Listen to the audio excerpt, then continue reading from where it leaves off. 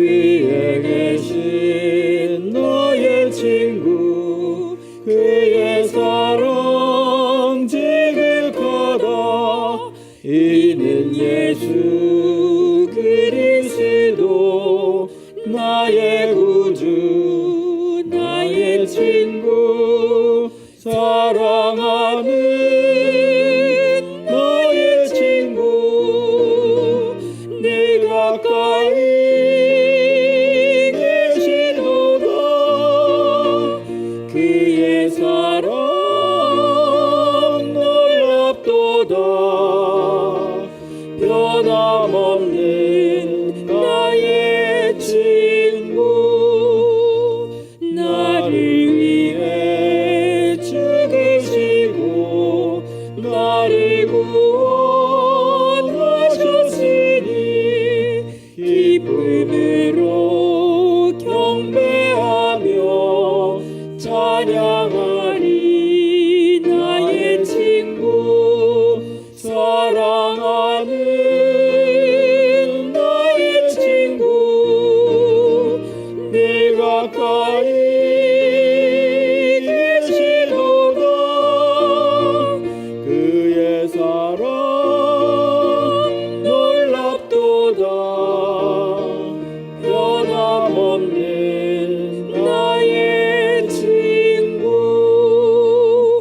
내 맘속에 늘 계시고 영원토록 함께하네. 같이 되어 하나 되리. 포도나무 나의 친구 사랑하는 너의 친구 내 가까이 계시도다. 그의 사랑 놀랍도다. 변함없는 나의 친구 그날이와 황금길에 그의 영광 바라보며 그의 발로 나라를 때 만나보리. 나의 친구 사랑하는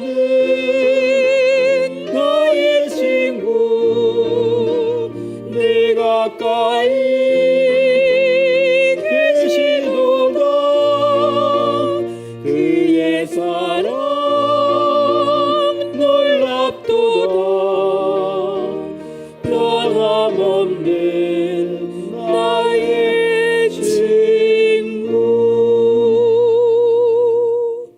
함께 보실 하나님의 말씀은 베드로전서 1장 13절부터 25절까지 말씀이 되겠습니다. 제가 한 절, 성도님들께서 한 절 서로 교독하겠습니다. 그러므로 너희 마음의 허리를 동이고 근신하여 예수 그리스도께서 나타나실 때 너희에게 가져다 주실 은혜를 온전히 바랄지어다.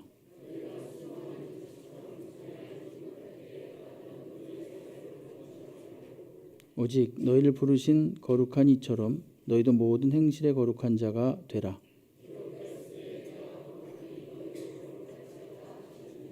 외모로 보시지 않고 각 사람의 행위대로 심판하시는 이를 너희가 아버지라 부른즉 너희가 나그네로 있을 때를 두려움으로 지내라.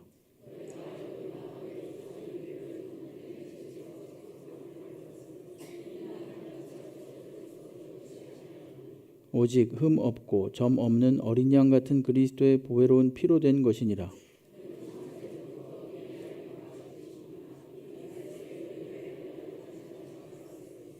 너희는 그를 죽은 자 가운데서 살리시고 영광을 주신 하나님을 그리스도로 말미암아 믿는 자니 너희 믿음과 소망이 하나님께 있게 하셨느니라.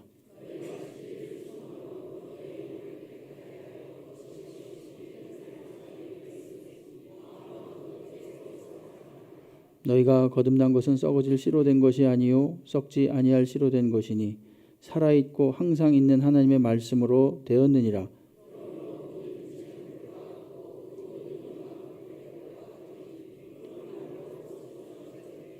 오직 주의 말씀은 세세토록 있도다 하였으니 너에게 전한 복음이 곧 이 말씀이니라. 아멘. 할렐루야.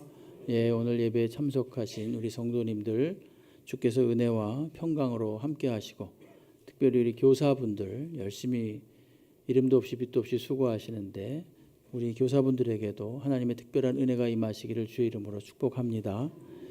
베드로전서 1장 13절로 25절 말씀을 가지고 구원에 합당한 삶 첫 번째 시간 함께 보도록 하겠습니다. 성도의 구원은 하나님께서 영원전부터 계획하신 일입니다. 그리고 비록 중간에 여러 가지 우여곡절이 있고 어려움이 있을지라도 마침내 하나님께서 인도하시고 지켜주시고 공급하심으로써 그 구원을 주께서 이루신다. 이것이 바로 지난 시간까지 본 내용이었습니다. 오늘 본문은 그렇다면 이 구원받은 성도가 어떻게 살아야만 할 것인가, 좀 더 근본적인 성도의 태도에 대해서 이야기를 말하고 있습니다. 오늘 본문 13절부터 25절 말씀을 자세히 보시게 되면 좀 긴 말씀 같지만 굉장히 간단합니다. 네 가지 명령어로 되어 있는데요. 먼저는 13절에 보게 되면은 뭐로 되어 있냐면 끝에 뭐로 되어 있습니까? 은혜를 온전히 바랄지어다. 자, 첫 번째는 은혜를 온전히 바랄지어다. 이게 첫 번째 명령이에요. 그리스도인으로서 구원받은 자로서 해야 될 일, 은혜를 온전히 바라는 것이다. 두 번째는 15절에 나오는데 뭐라고 나옵니까? 끝에 거룩한 자가 되라. 이렇게 나옵니다. 그렇죠? 세 번째는 17절에 나오는데 너희가 나그네로 있을 때를 두려움으로 지내라. 이렇게 얘기하죠. 그리고 마지막 네 번째는 22절에 있는 대로 마음으로 뜨겁게 서로 사랑하라. 이렇게 되어 있습니다. 13절부터 25절까지 요 네 개의 명령문이 있고 앞뒤로 그 명령문을 부가적으로 설명하는 그런 내용들이 포진되어져 있습니다. 그래서 그 보충 설명과 함께 우리가 하나씩 그 명령들을 살펴보겠습니다. 구원받은 자로서 어떻게 살아야만 하는가에 대한 명령입니다. 첫 번째, 은혜를 온전히 바라라. 13절, 그러므로 너희 마음의 허리를 동이고 근신하여 예수 그리스도께서 나타나실 때 너희에게 가져다 주실 은혜를 온전히 바랄지어다. 이렇게 말하고 있습니다. 온전히라는 말씀이 중요한데 온전이라는 것은 순전히 그것에 집중하라는 뜻입니다. 다시 말하면 은혜에 온 집중하라. 은혜에 온 시선을 집중하라. 이렇게 말합니다. 우리가 26년도 시작하면서 함께 1년 동안 묵상하기로 한 말씀이 예수 그리스도를 바라보자였습니다. 히브리서 12장 2절에 있는 여러분들 보시기 오른편에 있는 그 제목인데요. 그 말씀인데 예수 그리스도를 바라보자 그랬습니다. 바라보자. 바라본다는 것은 뭐라 그랬냐면 거기에 우리의 시선을 딱 고정시키자 그런 뜻입니다. 마찬가지로 여기서 온전히 바라보자. 온전히 바라보자. 이것도 역시 마찬가지로 우리의 온 마음을 다해서 하나님의 은혜, 예수 그리스도의 은혜에 우리의 온 시선을 거기다 고정시키자. 이런 뜻이죠. 우리가 살면서 많은 문제가 있을 수 있고 어려운 일들이 있을 수 있습니다. 우리 살면서 예상하지 못한 일들도 일어날 수 있습니다. 그러나 그때 그 문제에 시선을 두는 것이 아니라 어디에다가 예수 그리스도의 은혜에 시선을 두자는 것입니다. 주님, 은혜를 베풀어 주시옵소서. 그러면서 은혜를 계속 바라라는 것입니다. 그러면서 그 은혜를 어떻게 하면서 바라라고 하는가? 이 ing형으로 두 가지가 나오는데요. 첫 번째 보게 되면 13절에 보게 되면 마음의 허리를 동이고 이렇게 말합니다. 그렇죠? 이게 ing, 마음의 허리를 동이면서 이런 뜻이거든요. 마음의 허리를 동이고, 허리를 동인다는 것은 언제든지 움직일 준비를 한다는 것입니다. 우리가 헐렁한 복장 상태에서 움직이면 힘듭니다. 딱 허리띠를 메고 있으면 언제든지 출동할 준비가 돼 있는 거죠. 출애굽기에 보게 되면 하나님께서 마지막 10가지 재앙, 10번째 재앙, 즉 장자를 멸하시는 재앙을 내리시기 직전에 이렇게 이스라엘 백성들에게 말씀하십니다. 출애굽기 12장 11절인데 너희는 그것은 어린 양을 말하는, 잡은 어린 양을 말하는 겁니다. 이걸 이렇게 먹을지니 허리에 띠를 띠고 발에 신을 신고 손에 지팡이를 잡고 급히 먹으라. 이것이 여호와의 유월절이니라. 이렇게 이야기를 합니다. 다시 말하면 언제든지 애굽을 떠날 준비를 하면서 그 유월절 양을 먹으라는 것입니다. 만약에 이스라엘 백성들이 바로가 그래 가도 좋다 이렇게 말이 떨어졌음에도 불구하고 그대로 머뭇거리고 있었으면 잡혔을 겁니다. 애굽에서 빠져나오지 못했을 것입니다. 그러나 허리에 띠를 띠고 이 말씀을 따라서 만반의 준비를 하고 있었으므로 그들이 빠져나올 수가 있었던 것입니다. 애굽은 실질적인 나라 이집트도 의미하지만 상징적인 의미로서 세상의 악을 의미합니다. 악의 대표가 바로 애굽이죠. 구원받은 성도는 이제부터 언제든지 하나님의 명령에 순종해서 악에서 떠날 준비를 해야 된다는 것입니다. 은혜를 바라면서 또 하나 취해야 되는 그러한 자세는 바로 근신하는 것입니다. 여기 나오죠. 13절에 첫 번째는 은혜를 바랄지어다. 그 명령에 부과되는 설명으로서 허리를 동이면서 그다음에 또 근신하면서 이런 것입니다. 근신이라는 것은 취하지 않은 상태를 말하는 것입니다. 취하지 않은 상태. 맑은 정신으로 있는 것. 이 세상이 주는 죄악이나 자신의 생각에 취하지 않고 깨끗하게 온전히 하나님께서 주시는 생각으로 정신을 차리고 있는 것을 말하는 겁니다. 네. 잡생각, 여러 가지 생각들, 걱정과 불안과 근심 이런 것이 아니라 미움과 다툼과 시기와 질투와 이런 것이 아니라 온전히 하나님이 주시는 생각으로 오염되지 않은 채로 딱 정신 차리고 있는 것, 이게 근신하는 것입니다. 베드로전서 이 뒷부분에 가면 나오는데 5장 8절 말씀에 이런 말씀이 나오죠. 근신하라, 깨어라, 너희 대적 마귀가 오는 사자같이 두루 다니며 삼킬 자를 찾나니, 이렇게 말하죠. 근신하지 않고 있으면, 깨어있지 못하면 마귀에게 잡혀 먹는다는 얘기입니다. 마귀에게 잡혀서 그 삶이 망가진다는 것입니다. 그러므로 항상 근신하면서 있으라. 자, 첫 번째가 뭐죠? 은혜를 사모하라. 은혜를 바라보라. 무엇을 하면서? 허리를 동이고 근신하면서 항상 주님의 은혜를 사모하라. 이 첫 번째예요. 구원받은 성도가 해야 될 일. 두 번째는 뭐냐 하면은 거룩한 삶을 살라는 것입니다. 15절 16절 말씀이 그 말씀입니다. 오직 너희를 부르신 거룩한 이처럼 너희도 모든 행실에 거룩한 자가 되라. 기록되었을 때 내가 거룩하니 너희도 거룩할지어다 하셨느니라. 거룩한 자가 되라, 이렇게 말하는 겁니다. 하나님께서는 모세를 불러서 애굽에서 나온 지 3개월 만에 모세를 불러서 왜 당신께서 이스라엘 백성을 애굽에서 끄집어내셨는지를 말씀하셨습니다. 출애굽기 19장 5절로 6절 말씀이 바로 그 말씀입니다. 세계가 다 내게 속하였나니 너희가 내 말을 잘 듣고 내 언약을 지키면 너희는 모든 민족 중에서 내 소유가 되겠고, 6절 말씀을 보십시오. 너희가 내게 대하여 무엇이 제사장 나라가 되며 무엇이 되리라? 거룩한 백성이 되리라. 너는 이 말을 이스라엘 자손에게 전할지니라. 이렇게 말합니다. 다시 말해서 하나님께서 이스라엘 백성들을 애굽에서 끄집어낸 이유가 무엇인가? 그것은 거룩한 자가 되도록 하기 위해서, 하나님 닮은 자가 되도록 하기 위해서 끄집어냈다는 것입니다. 자, 그럼 구체적으로 이 거룩에 대해서도 두 가지 면이 있습니다. 거룩의 첫 번째 측면은 뭐냐면 구별입니다. 구별되는 거예요. 오늘 16절 말씀을 보십시오.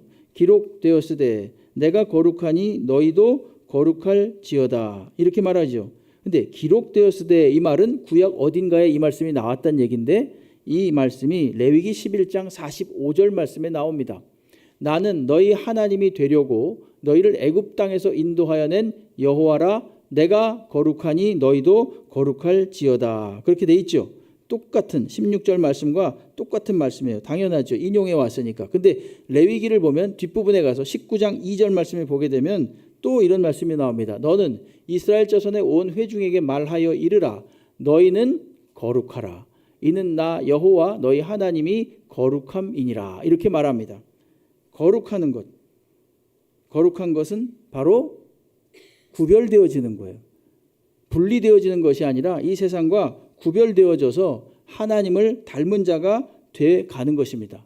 뒷부분에 보면 베드로전서 2장 9절 말씀에도 너희는 택하신 족속이요 왕 같은 제사장들이요 거룩한 나라요 그의 소유된 백성이다. 이렇게 분명하게 말하거든요. 정체성을 딱 이렇게 규정을 해놓고 있어요.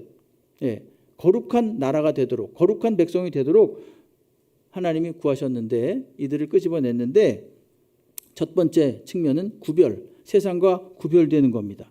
거룩하게 되어서 세상과 구별되어진다는 거예요. 그래서 하나님을 닮아가도록 하는 것, 이것이 거룩의 이 한 면이고요. 또 한 면은 뭐냐면은 하나님께 온전히 드려지는 것이 거룩입니다.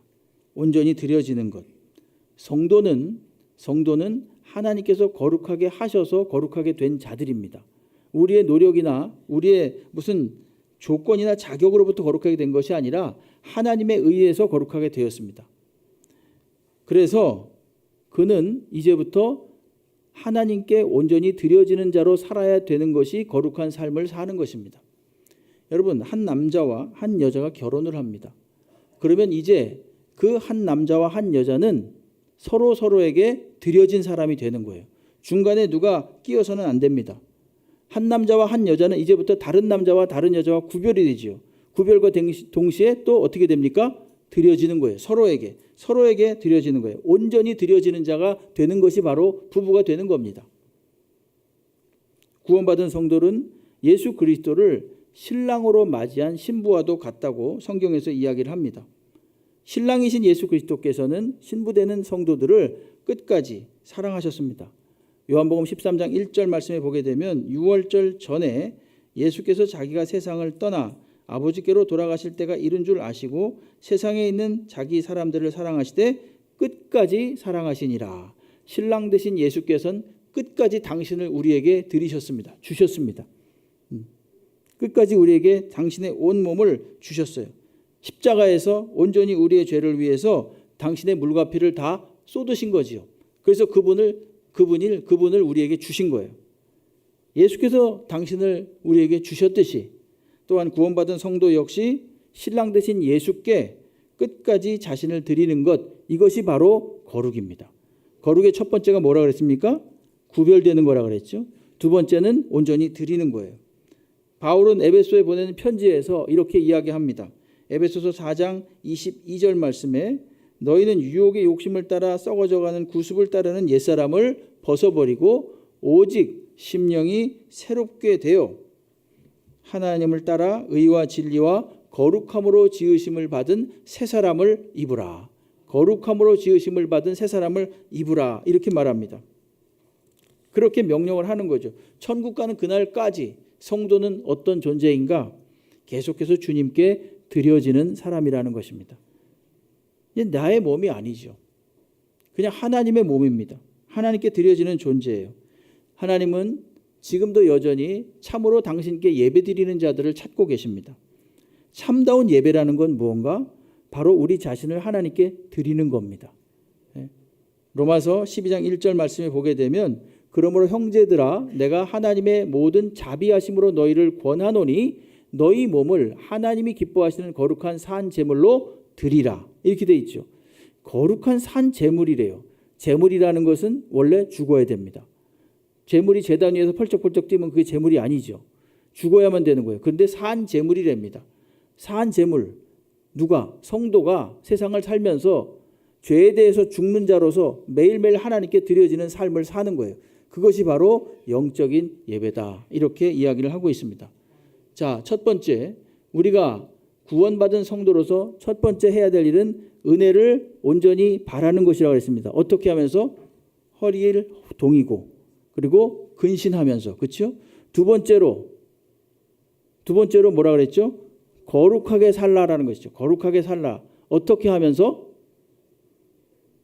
구별된 존재로서 그리고 하나님께 온전히 드려지는 존재로서 거룩하게 살라는 겁니다. 자, 세 번째는 구원받은 성도의 삶이라는 것은 하나님을 두려워하는 삶이에요. 17절 말씀을 보십시오.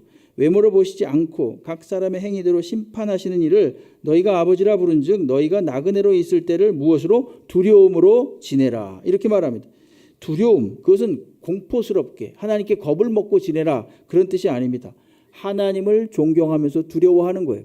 경외라는 표현을 씁니다. 그래서 성경에서는 시편 34편 11절 말씀에 너희 자녀들아 와서 내 말을 들으라. 내가 여호와를 경외하는 존경하고 두려워하는 법을 너에게 가르치리로다. 이렇게 말씀하십니다. 경외는 좀 더 쉽게 풀어서 말씀드린다면 이걸 한번 받아서 해보시겠습니다. 하나님이 여기에 계시다. 이게 바로 경외예요. 하나님을 믿노라고 하면서 지금 이 현장에 살아계신 하나님을 인정하지 않는다는 것은 하나님을 경외하는 것이 아닙니다. 하나님은 외모를 보시지 않고 그 마음의 중심을 보십니다.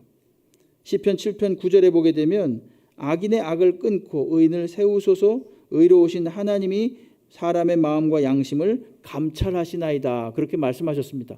다시 말하면 하나님은 우리 마음의 중심을 보는 거예요. 정말로 이 사람이 나를 경외하는지, 정말로 내가 지금 여기에 있다라고 인정하면서 삶을 살고 있는지를 그 마음의 중심을 보는 겁니다. 자, 두려워하면서 사는 것, 하나님을 두려워하면서 사는 것, 하나님을 경외하면서 사는 거라 그랬죠. 마음으로. 여기에도 세 가지 이유가 나오는데 17절 말씀을 보시게 되면 첫 번째 이유 보십시오. 17절 보세요. 외모로 보시지 않고 각 사람의 행위대로 심판하시는 일을 이렇게 말하고 있습니다. 다시 말하면 17절에서 심판의 때를 우리가 지금 기다리고 있다는 것입니다. 그러므로 두려워하라는 것입니다. 심판의 때. 이상하다. 성도는 심판받지 않는다 그랬는데 심판받지 않죠. 근데 그 심판이라는 것은 예수를 믿어서 영원한 천국과 영원한 지옥으로 가는 심판을 받지 않는다는 거예요. 예수를 믿었으면 그 운명이 변하지 않습니다. 영원한 하나님 나라에 가게 됩니다. 그런데 여기서 말하는 심판이라는 것은 행위대로, 각 사람의 행위대로 이 말을 하고 있습니다. 이 말은 뭐냐면 과연 그 믿노라고 하면서도 그 행위가 예수라는 그 터 위에서 행해졌느냐 그렇지 않았느냐를 판단하는 것입니다.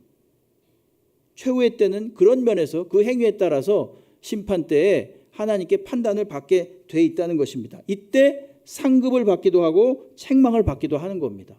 고린도후서 5장 10절에는 이렇게 말합니다. 이는 우리가 다 반드시 그리스도의 심판대 앞에 나타나게 되어 믿는 자나 안 믿는 자나 각각 선악간에 그 몸으로 행한 것을 따라 받으려 함이라. 이렇게 말합니다. 우리가 왜 두려운 삶을 살아야 됩니까? 심판받을 것이기 때문이에요. 심판받을 것이기 때문에. 그리고 두려워하는 삶을 살아야 되는 두 번째 이유는 뭐냐면 예수 그리스도의 피로써 우리를 하나님이 구원하셨기 때문입니다. 여러분 17절부터 19절 말씀은 있죠. 사실은 이게 하나의 문장입니다. 하나의 문장. 이 ing 뭐뭐하면서 이렇게 하나의 문장이에요. 하나의 문장.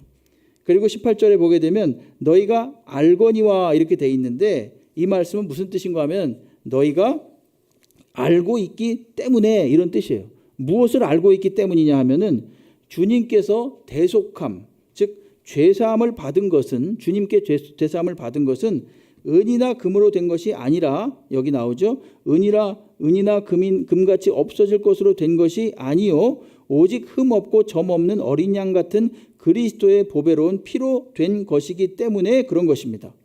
그렇습니다. 우리가 왜 메사의 하나님을 두려워하면서 다시 말해서 경외하면서 살아야만 하는가? 그것은 예수 그리스도께서 당신의 피를 다 십자가에 쏟으셔서 주신 희생의 결과가 우리의 구원이기 때문에 그렇다는 것입니다.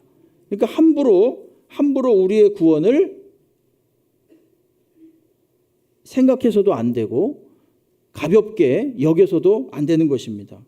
예수의 피로써 되었다는 말은 앞에 1장 2절에도 나와요. 예수 그리스도의 피뿌림을 얻었다 이런 표현이 나옵니다. 하나님은 당신의 독생자 예수 그리스도를 십자가에서 피 흘려 죽게까지 하시면서 우리를 위해서 온전히 주셨습니다. 그렇다면 마치 하나님과 상관없는 사람처럼 함부로 생각하고 함부로 말하는 것 그것은 뭐예요? 하나님을 무시하는 거고 하나님을 두려워하지 않는 것입니다. 우리가 두려워해야 될 이유, 두 번째 이유는 바로 주 예수 그리스도께서 우리를 위해서 피 흘려 주심으로 우리를 구원하셨기 때문이다라고 18절 19절은 이야기를 하고 있습니다. 그리고 한 가지 이유가 두려워해야 될 이유가 더 있는데 그게 뭐냐면은 20절 21절 말씀을 보십시오. 그는 창세 전부터 미리 알린 바 되어 되시니나 이 말세에 너희를 위하여 나타내신 바 되었으니 너희는 그를 죽은 자 가운데서 살리시고 영광을 주신 하나님을 그리스도로 말미암아 믿는 자니 너희 믿음과 소망이 하나님께 있게 하셨느니라. 자, 왜 우리가 주님을 두려워해야 되는가? 이 예수 그리스도로 인한 구원의 사건이 말입니다. 갑자기 이루어진 것이 아니라는 거예요. 이미 창세 전부터 이 주님의 희생 계획, 주님을 희생하여 우리를 구원하신다는 계획이 벌써 준비되었다는 것입니다. 창세 전부터. 예수님의 희생은 그때부터 마련된 것입니다. 그렇기 때문에 우리가 받은 구원을 가볍게 여겨서는 안 된다는 거예요. 항상 두렵게, 즉 주님을 경외하며 살아가는 삶을 살아야 된다는 것입니다. 자, 우리가 두려워해야 되는 이유는 무엇입니까? 앞으로 심판의 날이 있을 것이기 때문에 그렇다 그랬죠. 두 번째는 우리의 구원이라는 것이 결코 인간의 어떤 노력이나 조건이나 자격에 의한 것이 아니라 예수 그리스도의, 하나님이신 예수 그리스도의 피 흘리심으로 우리가 구원받았기 때문에 두려워하면서 살아야 되는 거예요. 그리고 그 구원이라는 것이 이미 창세 전부터 마련된 것이기 때문에 두려워하면서 살아야 되는 거죠. 함부로 이 구원을 여기면 안 된다는 것입니다. 자, 다시 정리를 할까요? 첫째, 우리가 구원받은 성도로서 어떻게 살아야 되는가? 은혜를 온전히 바랄지어다. 허리를 동이고 근신하면서, 그죠? 그 다음에 거룩하게 살지어다. 구별된 존재로서 하나님께 또한 드리는 존재로서. 그 다음에 두려워하는 삶을 살라. 왜? 심판의 때를 기다리기 때문에 우리가. 그리고 예수 그리스도의 피로써 우리가 구원받았기 때문에. 그리고 이 예수 그리스도의 구원은 이미 창세 전에 예정된 것이기 때문에 두려워함으로 살아야 된다는 것이죠. 그리고 마지막 네 번째로 구원받은 성도의 삶은 22절. 저 혼자 계속 얘기하니까 재미없죠. 자, 22절 끝에를 보겠습니다. 22절. 이르렀으니 시작. 이르렀으니 마음으로 뜨겁게 서로 사랑하라. 이렇게 말합니다. 이게 뭡니까? 네 번째. 구원받은 백성으로서 살아야 될 그 자세입니다. 살아야 될 어떤 그 일입니다.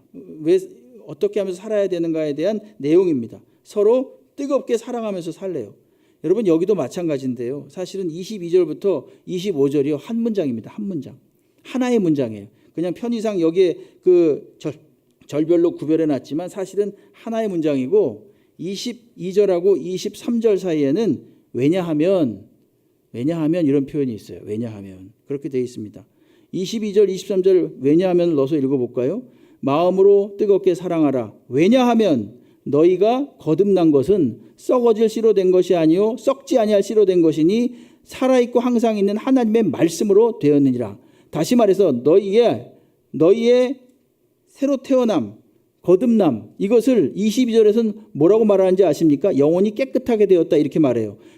너희가 진리를 순종함으로 너희 영혼을 깨끗하게 하여 거짓이 없이 형제를 사랑하기에 이르렀으니, 이 같은 표현이에요.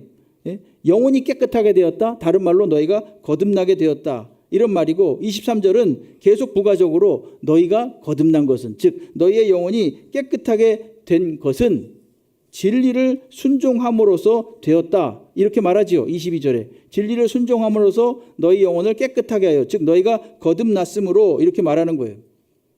여러분, 아무나 예수를 믿는 게 아닙니다. 여러분, 이 진리는 말입니다. 이 진리는 뭐라고 말하냐면요, 주의 말씀이 진리거든요. 25절 잠깐 내려가 보시면요, 오직 주의 말씀은 세세토록 있도다 하였으니 너희에게 전한 복음이 곧 이 말씀이다, 그랬죠. 다시 말하면 22절로 다시 올라오게 되면 진리를 순종했다는 말은 복음을 순종했다는 얘기예요. 우리가 복음을 증거할 때, 우리가 매주 토요일마다 나가지고 열심히 복음을 증거합니다. 예수 믿으라고 전합니다. 여러분, 그럴 때 말입니다, 어떤 사람은 그냥 지나치고 어떤 사람은 굉장히 호의적으로 받기도 합니다. 어떤 사람은 교회가 어디냐고 물어보기도 합니다. 반응이 제각기 다 달라요. 예? 어떤 사람은 받아들여요. 근데 어떤 사람은 받아들이지 않습니다. 마음을 꽉 닫아놓고 복음을 순종하지 않는 사람이 있어요. 로마서 10장 16절에 그러나 그들이 다 복음을 순종하지 아니하였도다. 이사야가 이르되 주여 우리가 전한 것을 누가 믿었나이까, 이렇게 말합니다. 복음이 아무리 전해져도 귀를 막고 있으면 마음을 또 이렇게 닫아지게 돼가지고, 마음을 닫고 귀를 막고 있으면 계속 거부하는 거예요. 그렇게 해서 복음이 들어올 공간이 없습니다. 근데 놀랍게도 우리 같은 사람, 저와 여러분 같은 사람은요, 복음이 받아들여졌습니다. 그렇죠? 네. 복음이 받아들여졌어요. 이건 놀라운 신비예요. 그런 생각을 한번 해보십시오. 어떻게 나 같은 사람이 예수를 믿었을까? 어떻게 저 사람 같은 사람이 예수를 믿었을까? 그런 생각도 하죠. 예? 천국에 가면 3번 놀랜다 그러잖아요. 천국에 가면. 예? 어떻게 내가 천국에 왔지? 이 놀래요. 예? 그리고 이 사람이 어떻게 천국에 왔지? 그럼 놀랜다는 거예요. 또 하나 놀라는 건 그 사람은 왜 안 왔지? 그럼 놀랜다는 거예요. 예? 복음을 말입니다. 아무나 받아들일 수 있는 게 아니에요. 근데 우리 하나님께서 복음, 즉 진리의 말씀을 받아들이게 하셔가지고 우리의 영혼이 거듭나게 하신 거예요. 그래가지고 이제부터 성향이 바뀐 겁니다. 성향이. 자, 나무가 말입니다. 자랄 때 이렇게 자라는데 햇빛 있는 쪽으로 이렇게 가지가 휩니다. 예? 햇빛을 바라보면서. 이게 바뀐 거예요. 자, 그 성향이 이렇게 되는 거예요. 햇빛 있는 쪽으로 가는 성향이에요. 우리의 성향도 마찬가지로 전에는 남을 미워하고 판단하고 정죄하는 그런 성향이었었어요. 어떻게 해서든지 비판하고 그런 성향이었어요. 그러다가 이제 새로운 DNA가 들어오는 거예요. 우리 마음속에. 우리가 복음을 하나님 믿도록 하심으로 인하여서 우리의 마음속에 생명의 성령의 법이 들어온 거예요. 그래가지고 어떻게 되면 본성이 변하는 겁니다. 어떻게? 하나님 쪽으로 변하는 거예요. 사랑하는 쪽으로, 용서하는 쪽으로 변하게 돼 있어요. 이게 만약에 말입니다. 일로 꺾어지도록 했었는데 이걸 이렇게 하려면 얼마나 힘들겠습니까? 본인이. 안 그러면 괴로운 거예요. 남을 미워하면서도 여전히 나의 마음은 편하고 사랑하지 않으면서도 나는 정말 살만해 이렇게 외치는 사람 아직 예수 믿는 게 아닙니다. 정확히 말하면. 냉정하게 말하면 그런 거예요. 예? 사랑할 수 없어요. 저는. 그렇게 말하는 게 솔직하죠. 그러니까 제 마음이 괴로워요. 이것이 예수 믿는 사람의 바른 반응인 거예요. 예? 그래서 오늘 4번째로 성도는 어떻게 하라고 말하냐면은 뜨겁게 서로 사랑하라 이렇게 말하는 거예요. 뜨겁게 서로 사랑하라. 영혼이 깨끗해져진 너희들이요. 복음을 믿어서 거듭나게 된 여러분들이요. 서로 사랑하십시오. 이렇게 말하는 겁니다. 예? 지금 베드로 편지를 받는 사람들은요. 아주 먹고 살만하고 그리고 마음이 평안하고 모든 여건이 좋은 그런 상태가 아니라고 말씀드렸죠. 베드로전서를 시작하면서 각박하고 힘든 상태고 거기에다가 그 당시에 황제는 누구냐? 네로 황제예요. 네로 황제는 기독교 핍박의 제1인자입니다. 죽이고 가두고 했던 사람이에요. 그리고 주변에 냉대는 이루 말할 수가 없었습니다. 시장에서도 이들은 왕따를 당했지요. 결코 넉넉하고 편한 삶을 사는 사람들이 아니었어요. 그렇기 때문에 베드로 사도는 그런 말 할 만합니다. 끝까지 고집부리고 끝까지 싸우고 저항하라. 저항해야 너희가 너희 자리를 확보할 수 있다. 이럴 수 있었겠는데 그렇게 말하지 않습니다. 그냥 뜨겁게 사랑하라. 사랑함으로써 너희가 승리할 것이다. 이렇게 말하는 것이에요. 예? 고난을 이기는 것은 거짓 없는 사랑이다. 이렇게 베드로가 권면을 하는 거예요. 구원을 받은 성도는 할 수 없습니다. 그 사람들은요. 이제 하나님의 성품을 닮아가지 않으면 괴롭게 돼 있는 사람들이에요. 그렇기 때문에 사랑하지 않으면 못 견디는 사람들입니다. 베드로전서 4장 8절의 뒷부분에 보게 되면 뭐라고 나옵니까? 무엇보다 뜨겁게 서로 사랑할지니 사랑은 허다한 죄를 덮느니라 이렇게 말하고 있습니다. 이걸 그냥 좀 속된 표현으로 하면 사랑해버리라 이런 거예요. 사랑해버려라 그냥. 뜨겁게 서로 사랑해버려라. 그래 너의 본성을 거스르라. 죄된 본성을 거스르라 이런 거예요.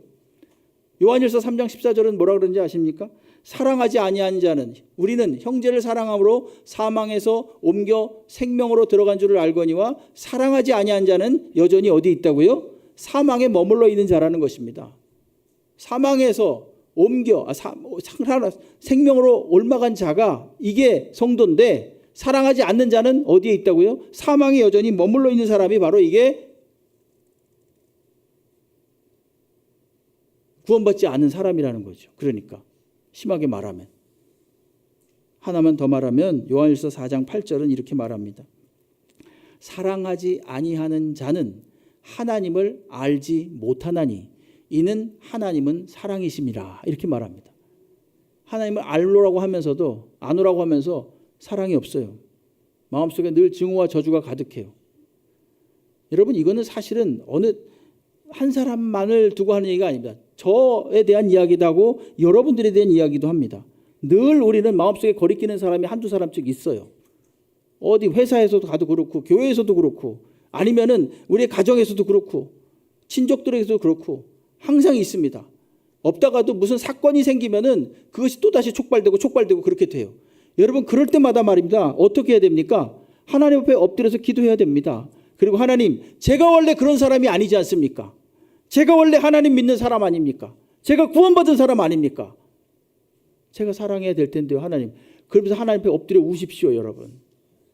그래야지 우리가 하나님 백성답게 사는 거예요. 베드로는 각박한 이 세상에서 저항하고 막 그냥 공격하고 판단하고 살라 그렇게 말하지 않아요.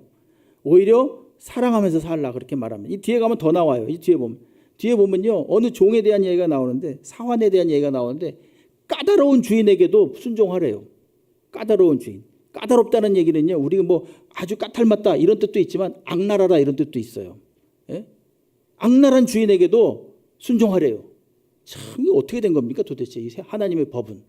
예? 저항하라가 아니라, 따지라가 아니라 순종하래요. 근데 그것이 그리스도인이 사는 방식이라는 것입니다. 그것이 바로 승리하는 길이라는 것입니다. 마침내 오늘 구원 이후에 우리의 성도로서 우리가 어떻게 살아야 될 것인가. 먼저는 베드로전서를 받는 이 사람들에게 하는 말이기도 하지만 우리들에게도 하시는 말씀이기도 합니다. 자, 첫째는 뭐였습니까? 은혜를 사모하라. 은혜를 온전히 바라라. 어떻게 하면서? 허리를 동이고 근신하면서. 자, 첫째 넘어갔습니다. 둘째는 어떻게 하라? 거룩하게 살아라. 어떻게 하면서? 구별된 자로 살고 하나님께 드리는 자로 살면서. 그죠? 세 번째는 두려워하는 삶을 살라. 무엇을 알고? 심판의 때가 있음을 알고. 우리의 구원이라는 것이 결코 다른 어떤 재료로 된 것이 아니라 예수 그리스도의 고귀한 피로서 된 것임을 알고, 그리고 무엇보다 그것이 오래 창세 전부터 이미 계획된 것임을 알고 하나님을 두려워하면서 살라는 거예요. 마지막 네 번째로 어떻게 살라 그랬죠? 사랑하면서 살라 그랬습니다. 어떻게? 왜? 우리가 우리의 능력이 아니라 순전한 하나님의 사랑으로 예수 그리스도의 피 뿌린 그 보혈의 공로로 말미암아 거듭났기 때문에, 주의 말씀으로 거듭났기 때문에, 새 사람이 되었기 때문에 사랑하는 것이 당연하다는 것입니다. 오늘 이 말씀을 마음속에 꼭 품고 묵상하시면서 승리하는 삶을 사시기를 주의 이름으로 축복합니다.